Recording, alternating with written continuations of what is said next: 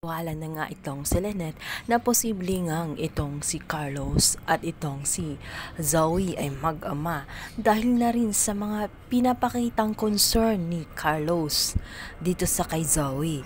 Nakita niya kung paano ba yakapin niya itong si Zoe na tela concern na concern bilang isang ama. Isip ni Lynette na ito na nga ang pagkakataon na bantayan ang mga kilos nga nitong si Carlos dahil nais niyang malaman ang totoo kung ano ba talaga ang tunay nilang ugnayan. Sa kabilang banda, kumikilos na nga itong si Carlos. Tinulungan niya si Moira na kumuha ng abogado. Nagulat si Moira dahil sa pagdating ng isang abogado na kanyang ini-expect. Ang iniisip niya ay si Risa ang tumawag rito, ngunit nagulat siya nang si Carlos nga ang dumating siya ng kanyang abogado. Kung anong nangyari sa kanyang mga mukha kung bakit ang daming pasa. Dito na nga isinalaysay ni Moira na bago pa lang siya sa kulungan subalit marami na siyang pasakit na dinanas at kung magtagal pa siya roon ay maaring ikakamatay niya ito dahil sa mga masasamang tao na nakapalibot sa kanya.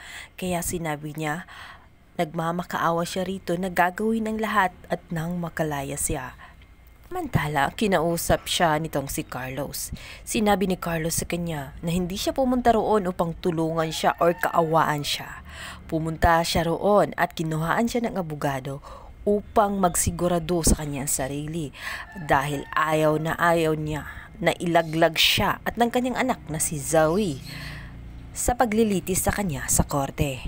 Diyang napakamakasarili talaga nitong si Carlos.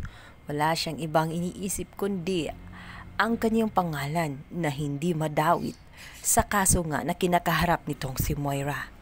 Sa kabilang banda, ito nga si Zoe ay makaka-encounter ng mga customer at dito niya mararanasan ang epekto ng pagkakulong ni Moira dahil maging ang mga tao ay alam na siya ay anak ni Moira at ngayon kasusuklaman siya ng mga ito at ayaw siya na maging doktor.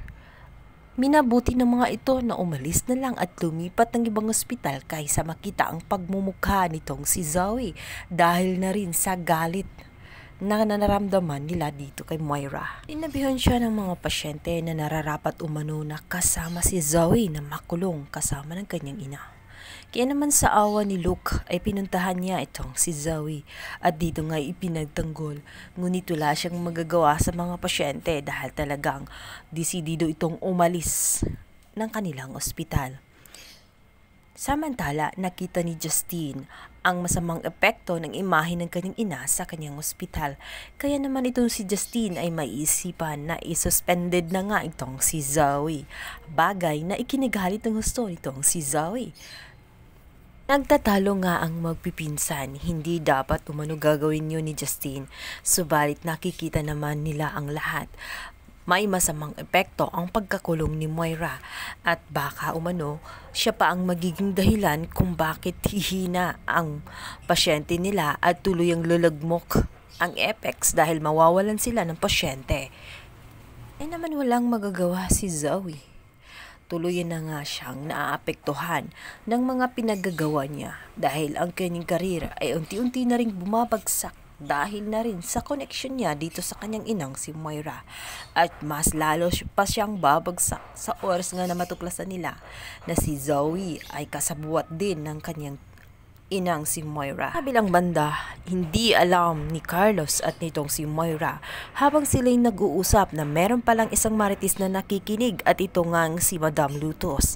Dito nga'y isusumbong niya kay Giselle ang lahat ng kanyang natuklasan na si Carlos ay sangkot din at kasabwat din ni Moira.